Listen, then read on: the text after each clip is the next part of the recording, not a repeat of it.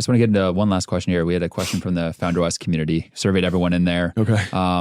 One of the founders was asking, out of all the different methods that you go into lead generation and $100 million leads, what do you feel like is the one that's like the most overlooked, but the most impactful?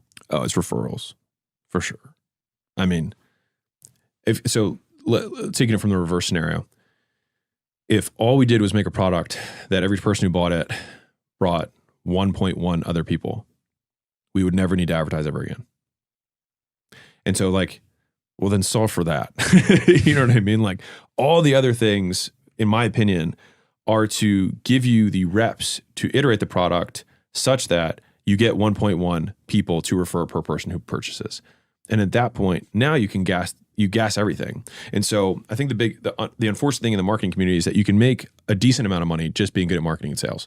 And when I say decent, I mean, you can make $10, $20 million a year, $30 million a year, just being really good at marketing and sales. But in order to get from 30 to 100, 100 to $1 billion, and I haven't got to $1 billion, so I can't say that. But in the next 5 years, hopefully I'll be able to say that and it'll still be valid. But the cost to acquire customers will only go up. And so you need to have an equally strong force that will cause it to go down.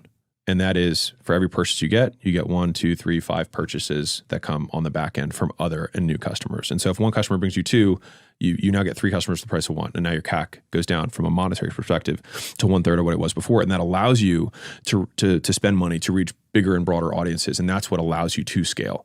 And a lot of guys will mess it up where they have a product, they learn something about marketing and sales, they make more money. And the problem is that they then associate marketing and sales with the only way that they're going to make more money. But they quickly hit a plateau and then they're like, I don't know what to do now. And the reality is sometimes you have to take 5 steps back, fix the product so that when you do add the gas to it, more people find out about your good stuff, not about your mediocre or shitty stuff. And so there's this exercise that I love that we took some companies through, which was we had them divide up into teams and of 10, or no, sorry. We had them divide up into teams of 4, and we give them 10 minutes to create a pasta tower, right? They get a piece of paper, duct tape or marshmallow and a pound of pasta. And then at the 10-minute mark, you stop it. And so it's a really interesting exercise because you then ask questions about it. So you say, okay, who could have done this better, right? And everyone says, okay, if we'd given you a full day to think about it, do you think you'd come up with a better one? Yes. Okay. Instead of 10 minutes, we've given you 10 days. Do you think you'd build a taller tower? Yes. Okay. Now, everybody has their current tower that's shitty, straight line up.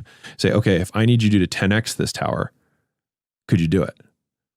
And the answer most of the time is no.